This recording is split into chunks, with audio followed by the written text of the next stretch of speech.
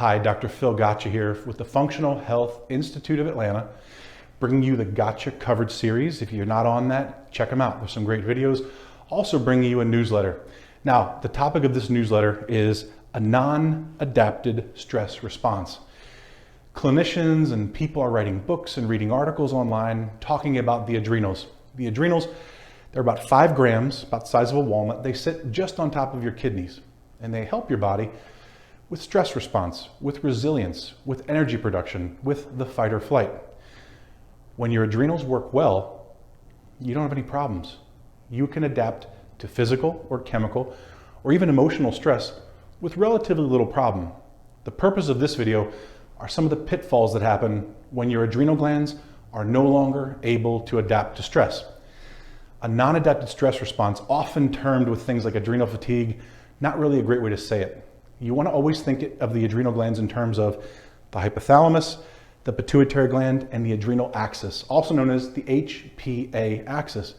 When this axis between the brain and the adrenals isn't functioning well, you lose your ability to adapt to stress. This is the person who says, I used to be able to do A, B, C, and D. Now I can barely accomplish any of those tasks. What's changed? It's not your age, it's your ability to adapt to the stressors.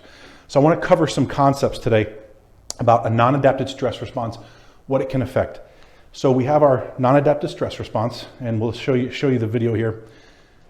So a non-A or non-adapted stress response can lead to the following things. On a non-adapted stress response, we see an effect on the thyroid. So one effect is the thyroid doesn't convert its hormones properly. So the pituitary gland tells the thyroid to make a hormone called T4. T4 must go to the liver to convert to the active thyroid hormone, T3. Now, if you're non-adapting to stress, your brain is telling the thyroid, hey, there's a problem here, so it slows down conversion. So you get underconversion of thyroid hormones. You'll also get what's called pituitary suppression of the thyroid. What you need to know is when the adrenals aren't happy, what you're going to experience is a thyroid that begins to get sluggish, slows down, lots of symptoms there. Next is insomnia. When you have a non-adapted stress response, insomnia, hard time falling asleep, hard time staying asleep. Again, if your brain and your body think that there's some danger out there, not letting you fall asleep by affecting serotonin production, not letting you stay asleep by affecting GABA, gamma amino butyric acid production. That's a mouthful. That's going to happen. Next, we're going to see changes with blood sugar balance.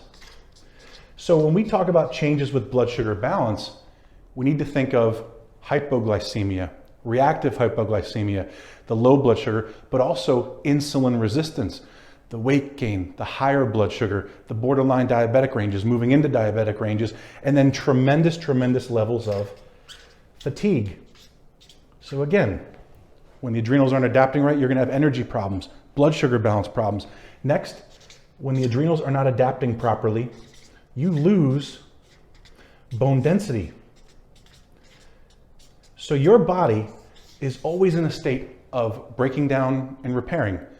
Some researchers suggest that the body is new every 7 years. Well, part of reestablishing, rebuilding the body is the removing old bony structure, building new. When you're not adapted to stress, your body begins to steal from what are called your metabolic reserves. And so you take bone away, you never put it back. You take minerals away, you never put them back. Leads to a host of problems. Next, when you're not adapting to stress properly, you get a down arrow. That means an impaired detox capacity. Detox. The best word to use would be hepatic as in the liver, biotransformation. When your body is not responding properly to stress, you don't get rid of waste products as well as you should. That's a problem, not being able to detox. Next, we'll see the presence of ulcers. Ulcers, written upside down, not cleanly, but ulcers, either gastric or duodenal ulcers will occur. Next, we'll see the phenomenon that doctors are catching on to called leaky gut. Leaky gut has been around, it's been proven. The right word for this is called intestinal hyperpermeability. When you're not adapting to stress any longer, you'll get material slipping through the lumen, the opening, the inside of the digestive tract, into the bloodstream. wreaking havoc, causing brain issues, inflammation, immune system issues like autoimmunity, and even deficiencies in malabsorption. After leaky gut, we're going to see food intolerances begin to occur. When you're not adapting to stress, we will see people who all of a sudden show up and they can no longer tolerate certain foods. They now have a food intolerance, a food allergy that wasn't there before. This is often linked to an inability to adapt to stress. Next, AI, autoimmunity. This is the person that shows up with any one of the 150 plus different named autoimmune diseases. There's always a non-adapted stress response going on. So whether it's Hashimoto's thyroiditis, whether it's multiple sclerosis, fibromyalgia, rheumatoid arthritis, and a whole host of others, non-adapted stress response linking to an autoimmune change is a key. And the last one here, we talk about depression. Depression in terms of changes in brain chemistry. When you're not adapting to stress properly, we're going to see a change in brain chemistry. We're going to see loss of certain brain chemicals, serotonin, GABA, dopamine, even acetylcholine, which are associated with everything from mood to anxiety levels to joy, motivation, even focus and concentration. When your body loses the ability to adapt to stress properly, there's a host of things that can happen. This is just a little primer. Watch the other newsletters that we have sent out and will send out. You'll be able to see specifically how each of these things occurs. Have a great day. Thank you.